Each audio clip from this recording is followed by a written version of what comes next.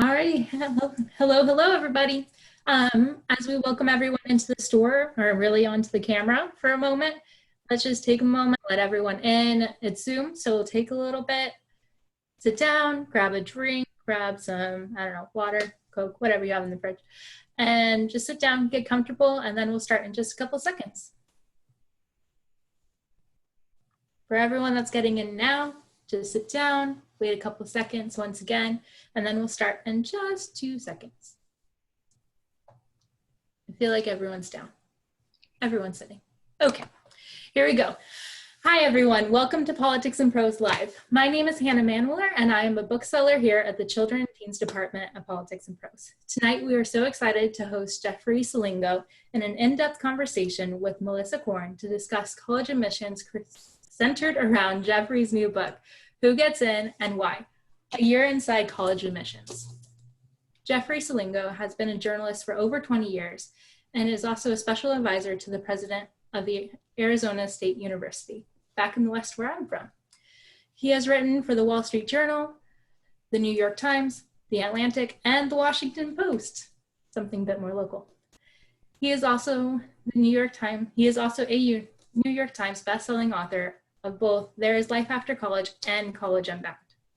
He is in conversation today with Melissa Korn, who is the co-author of Unacceptable, Privileged Deceit, and the Making of the College Admissions Scandal. She is also a reporter for the Wall Street Journal, where she covers topics within higher education, including admissions, cultural clashes on campuses, and new teaching and college business models. In just a minute, I'm going to hand the conversation over to them. But before I do, please remember to feel free to ask any questions that you have about the book or the conversation that we're about to have in the Q&A box at the bottom. Lastly, the link to purchase the book will be in the chat box throughout the event. So thank you so much for joining us. Now, Melissa and Jeffrey, the screen is yours. Thanks so much, Hannah. I'm very excited to do this. Jeff and I have known each other a long time. We've been on panels together for a while. I feel like we're going to have some sort of an Abbott and Costello bit pretty soon. So I'm Melissa, and I will give another little shameless plug for my book as well. Unacceptable came out over the summer, and it's available for sale here at PNP. And it really looks at all of the things that went wrong in college admissions. So I'd like to think I'm pretty well versed on this topic, but Who Gets In and Why really shed light on so many elements that I didn't know about. For those of you who haven't picked up the book yet, it dives into everything from the origin story of those glossy mailers and why and how schools buy students' names about a zillion times over from the College Board. Talks about how different schools use these numerical ratings for things that really can't be quantified. And it lays out in vivid and sometimes painful detail the difference between the haves and have-nots when it comes to information about the admissions process. So Jeff, maybe we can start with some general discussion of college admissions. You refer to it in the book as, quote, probably the most mysterious, misunderstood, and debated aspect of American higher education, and maybe its most important function. Why is it so misunderstood and mysterious? Because we have no idea what goes on in that black box. I think, Melissa, you know from covering higher education for as long as you have too, right? Whenever you write about admissions, I would imagine you probably get inundated with reader comments and emails about somebody's admissions experience. And it's the same way that it is one of the reasons that led me to write this book, is that we have no idea when we press send, we used to actually mail those applications in, what happens on the other side.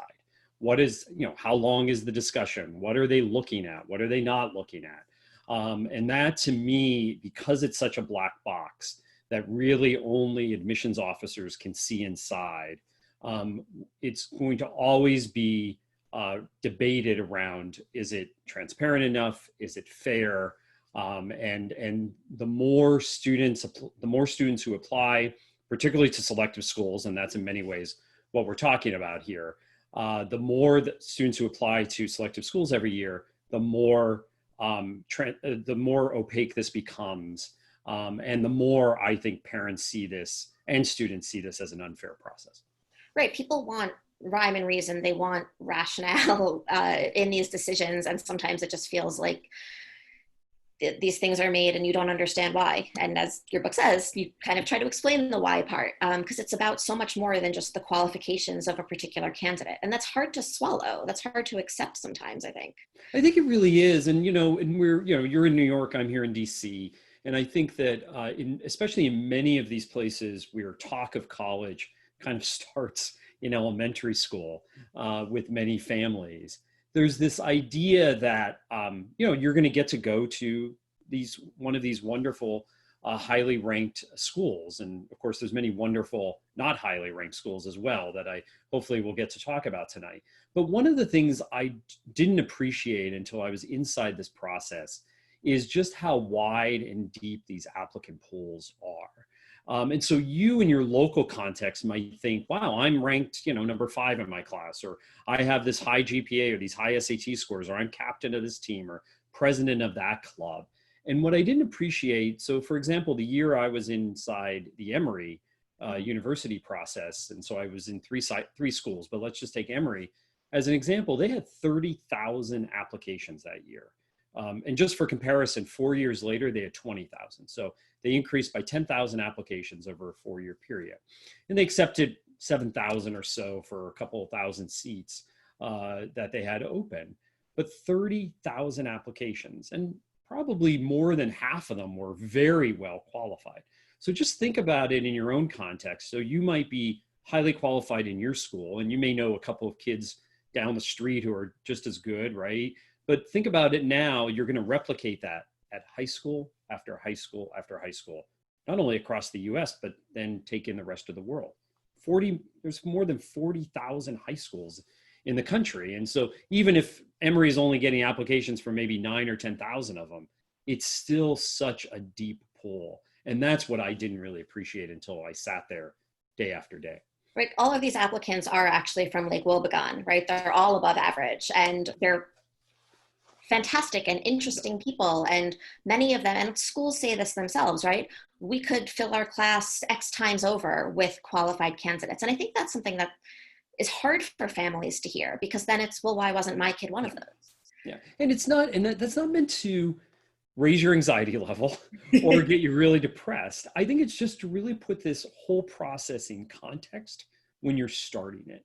And to have, and what I think is that many students who are really great at their school, they tend to, because they think, wow, I'm going to definitely get into name the school, right? So they just stretch a lot further. And when they're putting together their list, and I think they sometimes ignore the advice of their high school counselors and others who say, have a list of a mix of schools, and they stretch, I think, too far. They raise their anxiety level when those mostly rejections come in the door. And then they're like, oh my God, what did I do wrong? And partially what they did wrong was not have a nice mixture of institutions, some of which accept many more students, in fact, may accept more than half of the students who apply. Right. And the line that I know you've used and I use a lot is, most students attend colleges that admit most of their applicants. Right. When we're talking about the selective schools, it really is a tiny sliver of the American population, but it is what many of us focus on. In your book, you follow a few students through their whole application process, and you have really tremendous access to what goes on behind closed doors at Davidson, Emory, and University of Washington. I'm curious why you chose these particular students to follow. What did they represent, without giving away, where they all ended up and things like that? But they tell very different parts of this story. Yeah, they're three very different students. One, all three public schools. One in North Carolina, one in San Francisco, one in rural Pennsylvania.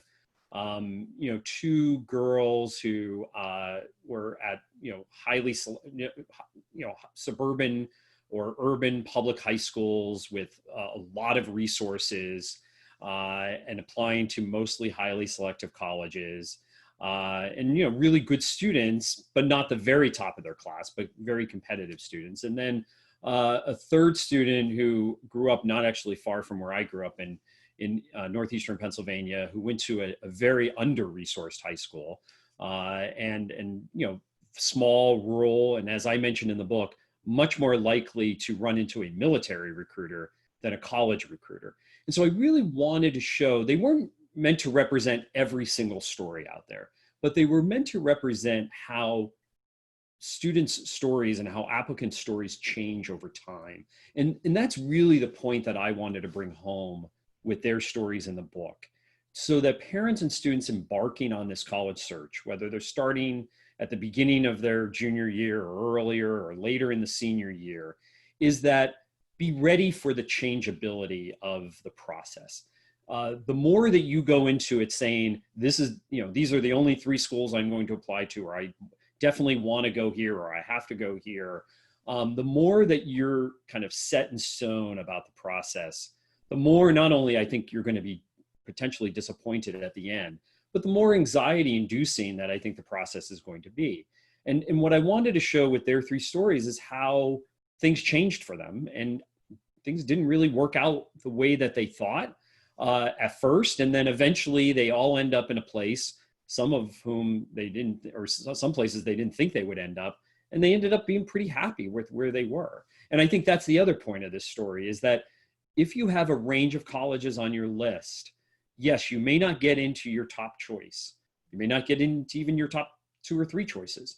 But as long as you have that range of colleges, you're going to end up in a place that's a good fit for you. I think the students that were most disappointed, because I ended up following more than the 3 I profiled, the students most disappointed were those who said, okay, I'm going to have 10 colleges on my list, but I really only care about these 3. Then they don't get into those 3 and they're stuck with an option among those other 7. And that's when they're like, oh, I really did this incorrectly. And I mean, I spent the last year and a half reporting on and writing about what the dangers of being so fixated on a particular brand name school to the point of, potentially going to jail. Yeah. And it's one of the kind of morals of the Varsity Blues admissions scandal is, let kids lead this process. It can't be done by the parents, but also don't get so stuck on one school because you shouldn't be willing to go to such great lengths to get in there. And if you need to contort yourself that much, it's probably not the right school for you. Yeah, Melissa, I think when I was reading your book on Varsity Blues, one of the things that the similarity that I saw with my reporting, because I think it really exposed something that many of us feel, right? That opportunity is scarce in this country. We're really kind of worried about our own futures and our kids' futures. And we think that going, and of course, all the celebrities and the high-powered executives that were part of Varsity Blues, right? They wanted to make sure that their kids lived in the same places, went to the same country clubs that they did, led the same life. And they believed, I think incorrectly, that it had to go through one of these, 10 or 15 schools that are out there. And I see this mostly in privileged communities where we think that we want our kids to end up on the right side of the economic divide. We think that that the only pathway to that place is through one of these very selective colleges. What we don't know, and I think what all the people in the Varsity Blues scandal didn't realize, is that they had incredible opportunities to give to their kids. To be honest with you, it didn't matter even if they probably went to college, right? They could have given them all these great opportunities. And really what a selective college does is, for somebody who doesn't have that background, that's really where they go from here to here, right? If you're already here, in some ways it doesn't really matter where you go, because you're going to have that safety net of your family connections and your financial connections and everything else to have a fine life. Right. I think one of the takeaways of your book is that it's not just about merit, and that's very hard for people to swallow. It's a very hard idea because, as a teenager, you work so hard, you did everything right, and you still might not get in. And there are so many other reasons that someone can get a thumb on the scale for them. So let's dissect a couple of these. Your book talks about, it's legacy, men versus women, donors, athletes. Let's dig into a couple of those there. Why some of those groups get preferential treatment? Well, first of all, higher education, we like to think of it as a meritocracy. It never was, never will be. The process is not fair. because it is designed by the universities that have certain priorities. And every university on your list, say you're applying to 10 schools, they all have different priorities for what they need in a particular year. And they give that list of priorities to their admissions dean and they say, fulfill it. So that list of priorities might include, we want kids from all 50 states, or we want more kids from, West Virginia or California or New York or whatever it might be. We want more full pay students, especially if they're worried about the finances of the university, or we may need more English majors. We may need more men. That's very true, by the way, at a lot of colleges, right? We may need more underrepresented students, so more first generation students, more African-American students, more Latino students, whatever. So there's a whole list at the very broad range, and then it gets very specific. So I talk about this applicant at Emory who was applying, and the coach really wanted him for a team. And the admissions dean said, or the admissions director reading the application says, there's a lot of B's on this application. I wouldn't necessarily accept this student, but they could do the work here. They barely got over that bar, and the coach really needs them. So he's in, right? So athletics, we need a debate person for the debate team, or a piccolo player for the orchestra. So there's all these needs that are filled through admission. And so the point that I make in the book, which is not a new point, but it's just because, say a college has a 25% acceptance rate, you as an applicant think, well, I have a 1 in 4 shot of getting in. And that's not true. You might have a 0% chance basically of getting in if you're like every other applicant, or you might have a 99% chance of getting in if you're that unicorn that they really want to fulfill a specific need. You mentioned two that I wanted to dive a little bit deeper on. One is women. And I must say, as a father of 2 girls, this really struck me. This is a tough one to swallow. It's a tough one to swallow. I mean, women are definitely disadvantaged at selective colleges because they're just better. They come in with higher GPAs, higher test scores. There's just more. There's more applicants usually to these highly selective schools. And most schools want to have a close to 50-50 ratio. Now, most of them are like 57 or so, 57% women and 43% men. So it's a little bit already skewed toward women. They don't want it to go even more to have more women on campus. And so that one in particular, I saw that over and over again, where you just had all these highly qualified women. A male candidate would come up and he would get in, and these 3 or 4 women would not get in. So that's one of them. And then the other, and I think this was obviously a big piece of the Varsity Blues scandal, is athletics. And as I point out in the book, and I think again, as the Varsity Blues scandal really points out, it is not the sports we all think of. It is not, basketball and football. When we think college sports, I think we think of what we see on TV, and we think Division I. It is largely at these either more minor sports or Olympic sports at Division I, and it is at all these other sports at Division III, particularly among these highly selective colleges at Division II or III, who still have 24, 25 sports to fill, and they have to fill all those roster spots. Mm-hmm. And most of those students are coming in through the coaches who really want them. And then they send them over to the admissions office and they say, we really want this kid. Let's figure out a way to get him in. And it really is astonishing. I think people don't quite understand. If you are flagged as a recruited athlete for the crew team or for softball or for soccer, one of those non-revenue sports, that is about as close to a guarantee as you can get in this field, which again, not a full guarantee, but if you can, meet the bare minimum academics, that's your golden ticket. And I find, so, I'm a huge sports fan. I was not an athlete myself, but my brother-in-law and sister-in-law are both college coaches. I get it. It's, in some cases, it's incredible, especially to some colleges, usually less selective colleges. It's a really important revenue stream for them in terms of enrollment. I get how important it is. I guess the point that I want to make around this, if you're an athlete, use it. As far as I'm concerned, you might as well use it. But it is a thumb on the scale. In some cases, it's a fist on the scale. And I just think we should be, and what I try to point out in the book, we should just be honest about it. and how much of a help it is in the process, and stop complaining about all these other people we think get help. Everybody, there is a thumb on the scale for a lot of different people in this process. And so I think that a lot of people think of admissions as a zero-sum game. Somebody else got in and I didn't get in. There's a lot of reasons why that happens. Yeah, I mean, on the athletics front, you mentioned a piccolo player before, for example. There isn't a separate pathway for piccolo players. There is a separate pathway at many schools for athletes. And it's just a different system. It's an entirely different way in the door. Well, and as you point out in your book, there's these slots, right? There's slot systems. So they're actually reserving spots. And I point this out at Amherst. So Amherst is a big piece of my chapter on athletics. First of all, they have more athletes at Amherst than they have at Northwestern in head count wise, at Northwestern in Alabama.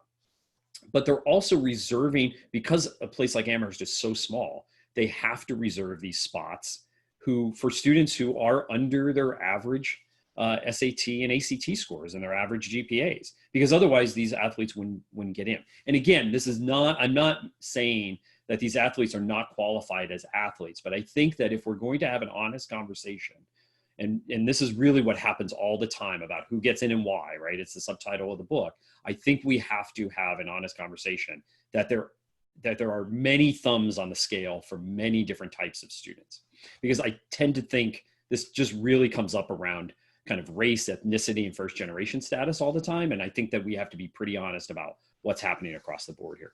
Right. It's about so much more than that. Those are not the groups ultimately that have all of these advantages.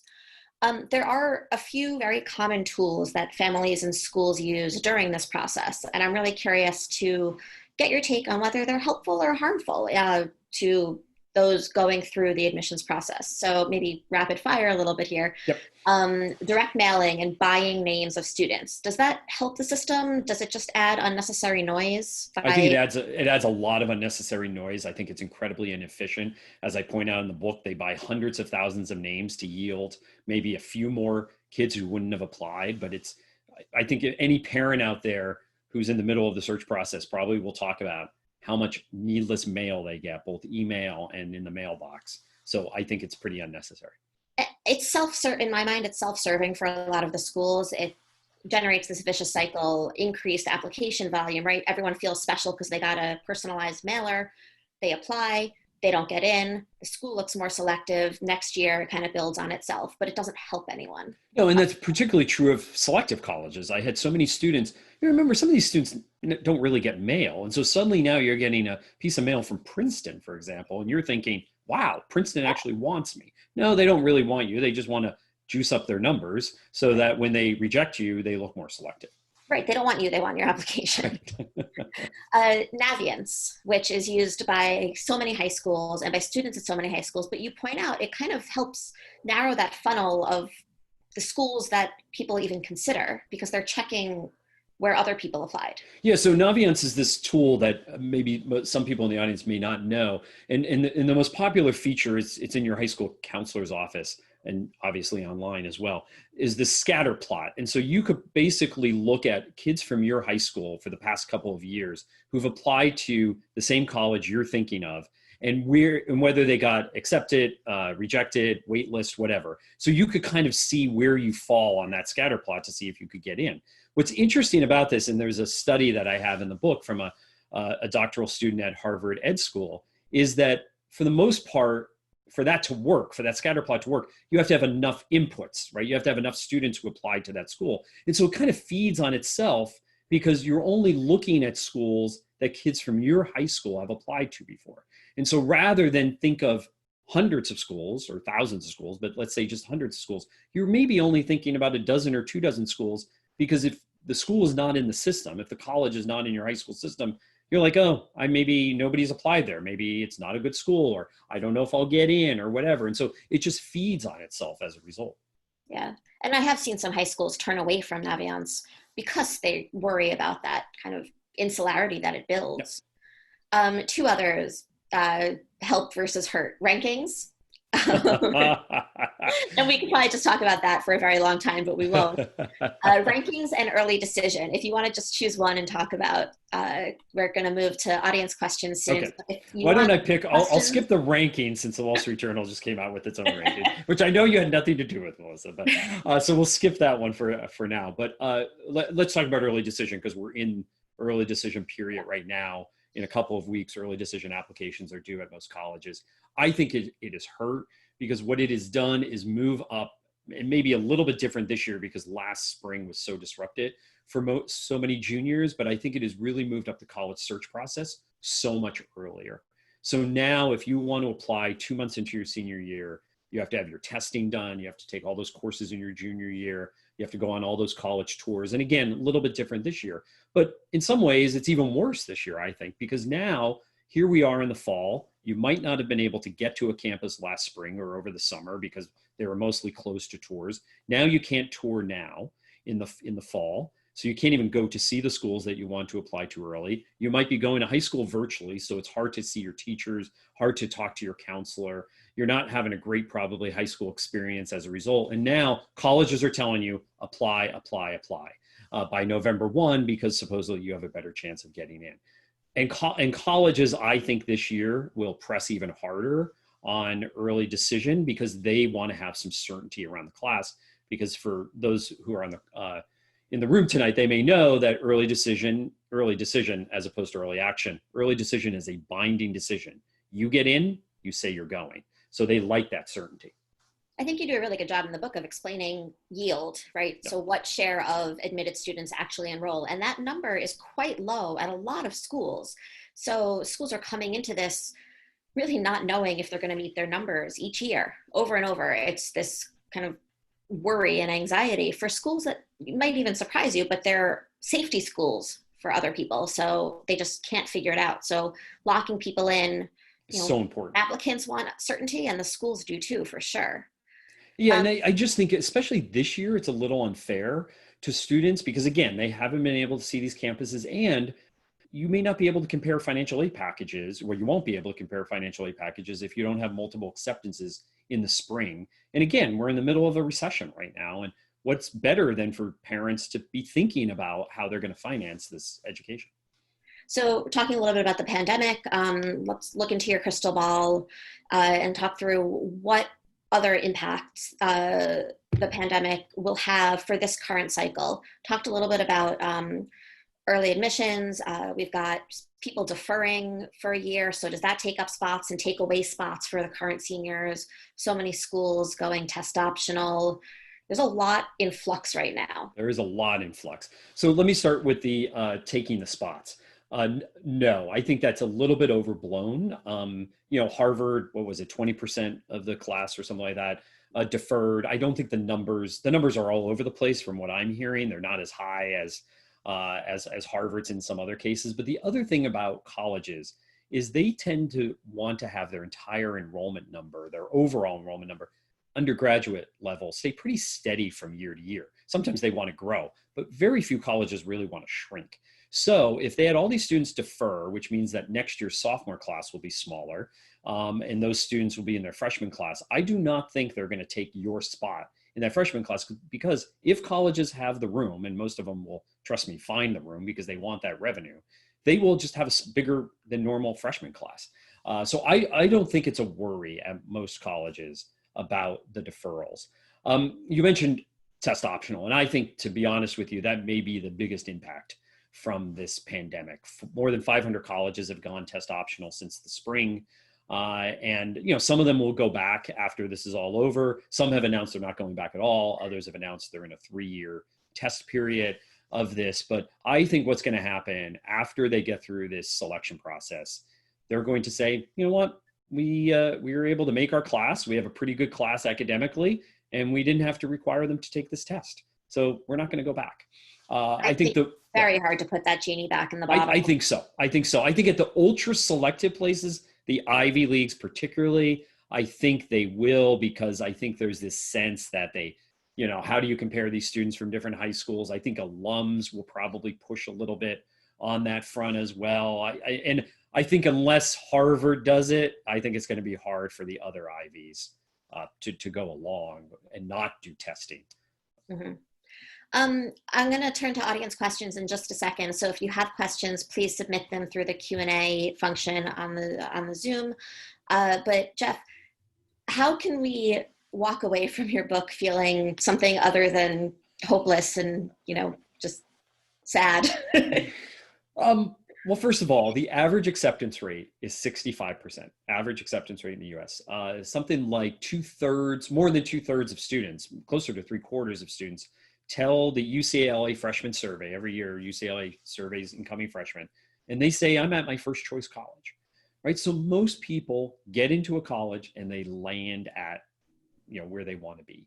What we're really talking about here is a couple hundred colleges that have very tiny classes for the most part, very tiny freshman classes, which creates this kind of supply demand issue that we have. And that is the problem here. And so I think if we go into this eyes wide open, read the book, read your book, understand kind of the system we're in, be a better consumer about it. I think that at the end of the day, that have that mixture of schools on there, and you might get lucky and get into one of these schools, but you're also going to find a school that's going to be the right fit for you. I really modeled this book after one of my favorite books, which was Fast Food Nation, which really kind of took you into the ecosystem of fast food in America through the history of it and through how it's made and everything else. Now, maybe a lot of people became vegetarians after that, or vegans. I didn't, but I understood kind of what I was eating and where I was eating it and how they made their, how all these fast food restaurants made their money and things like that. I just understood the system better, which I think makes me a better consumer. And that was my goal with this book. Understand the system so you can become a better consumer. Because right now, the colleges hold all the cards. And unless you become a better consumer, you're going to continue to perpetuate that system. Turning to some audience questions now. One person wants to know, where do you think college pricing is headed? And do you think the current discount rates are sustainable? And Melissa, feel free, because you know this stuff as well, so feel free to chime in. No, it is not. But I think you have to remember that, and I talk about this in the book, that there's really like the haves and have-nots, right? Like, so at Yale, almost 50% of students at Yale pay full price, right? So I think when we're talking about sustainability here, we're really talking about those schools that essentially everybody gets a discount. And that, as we know from, the Macy's of the world, the retail stores of the world, right? You can't just continue to offer coupons and suddenly continue to have that price and be known as a high quality, high priced place. So that to me is not sustainable for those institutions that do discount. Right. I think the high price, high discount, it's tough, but schools are often wary of lowering their published price because it's somehow seen as less valuable then, right. Even if they kind of cut that down. But no, I mean, on average, schools earn about 50 cents on the dollar, which is not particularly sustainable at these prices and at the cost of delivery. And I think that there's going to be pushback, especially after these online experiments of the last year, because it is like an airplane, right? When you're on an airplane and you're paying more than the person sitting next to you, you're like, okay, whatever. I made my reservation at the last minute, so that's what I get for it, right? But in college, it's because of what you can pay, but you're not getting anything more for that price, and in some cases, you might be getting less, particularly this year. And so, if you don't think the value of that degree at the end is worth it, I think you're going to start to see many more students and parents question whether some of these schools are worth that price. We have a question about legacy admissions, and person wants to know why it's used in the U.S. When, as this person writes, especially given that one of the reasons the U.S. was founded was that people did not want their role in life to be determined by their family's job or status. So legacy admissions is complicated, and it's a little bit different at every school. Some schools just look at if your mom or dad graduated from that institution undergraduate. Others, did they go to any of the schools affiliated with the university? Others pay attention to aunts and uncles, siblings, and they all give it different weight. And it's complicated, and not everyone who's admitted as a legacy was unqualified. but it's certainly a big thumb on the scale at a lot of schools. It is definitely a plus factor in that way. But some schools have been doing away with it because they haven't seen, or they've been reducing the percentage of students because they haven't necessarily seen an uptick in donations or loyalty. One reason why some schools do it is because you mentioned yield before. Yield is the percentage of students who get a yes or an acceptance who end up enrolling. And as you said, that number is pretty low at some schools. The thinking is that if you're an offspring of an alum and you get accepted, that you're more likely to come and enroll as a result. And so that's one of the reasons why some schools use legacies. Let's see, I'm just looking through the questions we're getting now. Somebody asked a question actually about demographics. There are fewer 18-year-olds now than there were several years ago. A lot of colleges talk about this cliff that they're facing. So will colleges need to be more aggressive because there are fewer applicants, qualified applicants? How will the shifting demographics of the country affect admissions if you look out a little bit more long term? Well, I think you're going to see even a wider divide between the haves and have-nots in admissions. So, the top schools get a lion's share of the applications, even though they make up a small share of overall students, right? So again, they're inundated with applications while other institutions are struggling sometimes to get applications, or if they get the applications, struggling to get students enrolled. And I see that divide growing wider. So the rich getting richer in this process and everybody else kind of left with the scraps. And for some schools, there won't be enough. Because as you say, in 2025, 2026, just about the time my kids start applying to college, there's going to be this huge cliff. And so, it's going to be even easier, I think, to get into many of these less selective, maybe even moderately selective schools now will become even less selective. But I think that the very top is going to be protected. And in your book, you call those the sellers. You talk about the buyers and the sellers. Yep. Those are the ones who need to pitch themselves to get applicants, even now. Yeah, exactly. So the sellers are the ones who don't really need to go out and buy students like the buyers do, right? They have so many students coming to them. There are about 60 or so schools that fall into that category. And then there are, moderate buyers that are close to the sellers.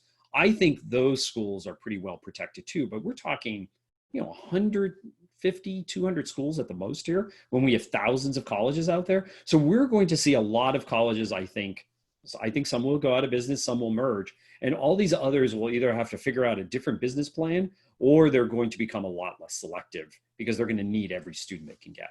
Yeah, you see some trying to do more with community college transfers, attracting more working adults, doing more online. They're trying to get creative, but some schools, that's just not their identity and they're not quite going down that path, and we'll see where it turns out. We've got a question, which I think is one that a lot of parents are concerned about and confused by. How do you measure the quality of a school that isn't well known, right? What metrics should families look at to find those hidden gems? And we can talk about the book, Colleges That Change Lives. That's definitely a good starting spot for schools that probably haven't heard of half of the schools listed in there that do amazing things with their students. Yeah, and I think that, and I understand that college is not just about the outcome of a job, but we know from the survey data now, one of the outcomes of increasing costs has been more students are going to college and they want to make sure they have a job at the other end of it. And we have better data on this, not terrific, it's not perfect, but the College Scorecard now has data by program. Again, there's limitations on it. So, use it as a guide. And let's just say the College Scorecard, for those who don't know, it's put out by the U.S. Department of Education, and it has really an abundance of information about institutions, graduation rates, debt, things like that. Right, and they are increasingly having this job placement, what I would call job placement data. It doesn't tell you exactly what the colleges do, but I think Melissa, on a recent panel that we were on, you pointed out that data is not very accurate anyway, talking about the ones that are coming out from the college. And I think you're right? Like, I think, every college out there claims that 90+% of their students are employed or in graduate school 6 months after graduation. You'd be hard to find one that doesn't say that. Right, I would use the response rate of like 15%. Yeah, exactly. I would use the College Scorecard. I would use these other methods that are out there that talk about degree programs at specific schools, because some of this is not just about comparing schools, but it's comparing specific degree programs that get you hired. And I'm not saying, going to college is about so much more than getting a job, but it is one of the reasons you do go to college, is to, pay off that debt. So I think that's one thing to look at. I always tell people, look at the graduation rate and the retention rate, right? If schools aren't keeping students, so the average retention rate, I think, is somewhere in the 70%, meaning 70% of students return from their freshman year to their sophomore year. If colleges aren't returning half or more than half of their students for the sophomore year, that raises a red flag for me. If they're not graduating students in a timely manner, that raises red flags for me. If the program that you want to major in is tiny, and it's been losing enrollment, that's a red flag for me. So those are the types of things to look at, and all this data is either available or ask for it. And by the way, if they don't tell you, another red flag. Mm-hmm. We've got an interesting question from somebody. How important is the college essay in the process, in the admissions process? It's less important than people think. And it's unfortunate because I think they're so numbingly similar.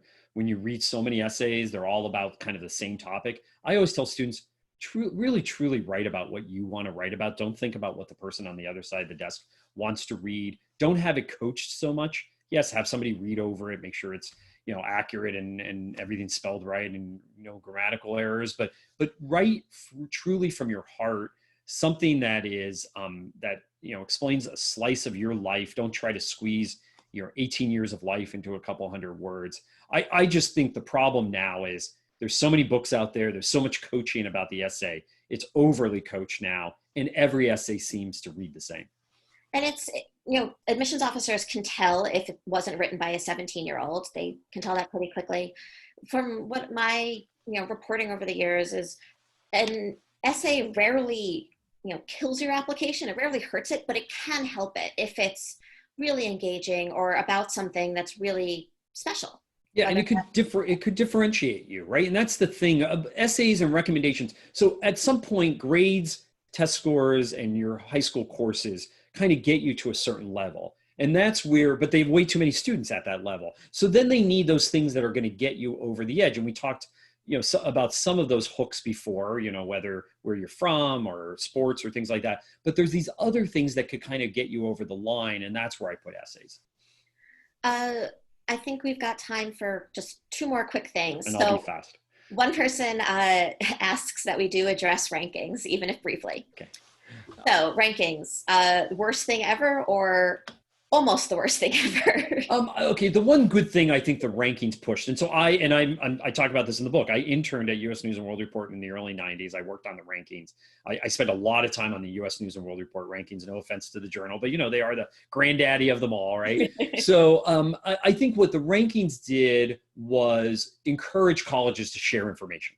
Great thing, right? Because before the rankings, a lot of colleges didn't publish information they now publish because of the rankings. What I think the rankings, though, did negatively was really kind of put blinders on students to say, oh my God, I have to get into a top 20, 25 university, whatever that might be. And that is the thing. I think it really narrows our view of higher education, and it puts incentives on the side of the colleges to rise in the rankings. And they do all these things that are not great for students. They spend more money doing it. So I think that is the negative side, or the dark side, I would say, of the rankings. I generally say it's a starting point if you need it, but it's certainly not the final word on how good a school is, because the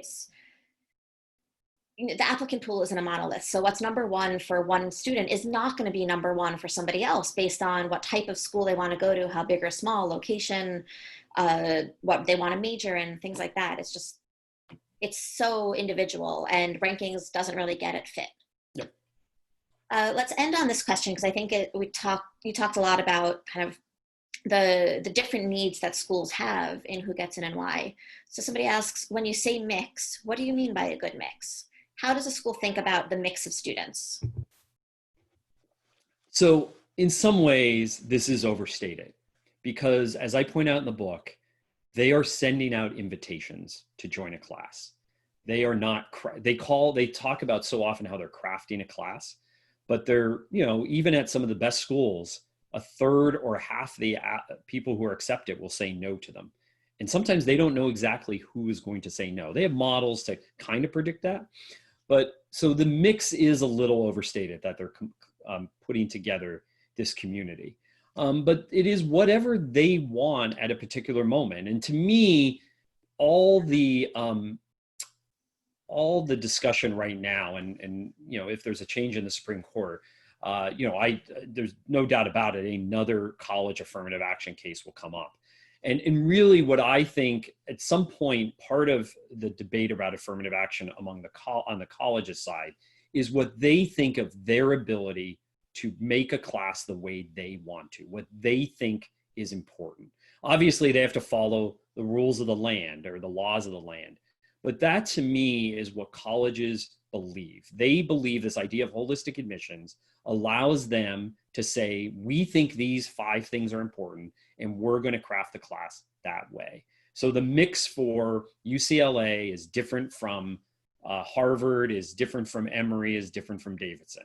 And so that's part of the, you know, so part of this is the mix of that individual school. But again, I think at the end, there's a little bit of an overstatement on the side of the colleges about this, in that, you know, they could take a piece of their class and switch it with a piece of another class at another school, and they may not know the difference. So, so I think the mix is a good thing to say, but I think that at some point it is a little overstated.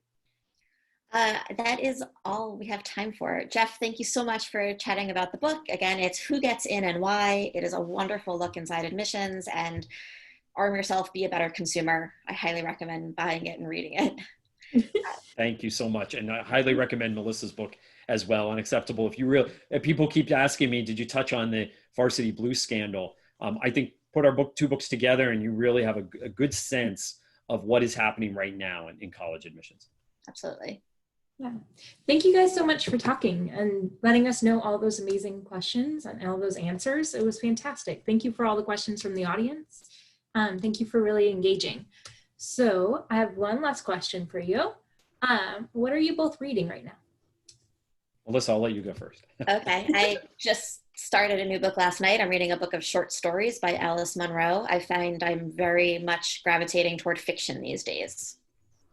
I'm gravitating towards fiction as well. I just started The Lost Man by Jane Harper. I read her last book, The Dry. I just had finished that. And so moving into that. That's fantastic. Thank you guys for sharing.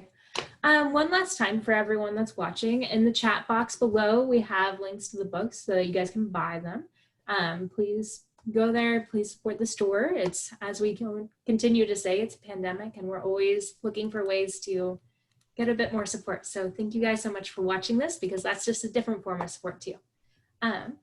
Last but not least, I wanted to say, follow us at Kids in Prose for all the social media. You'll get updates for our future events, what's coming up, and everything else that's going on.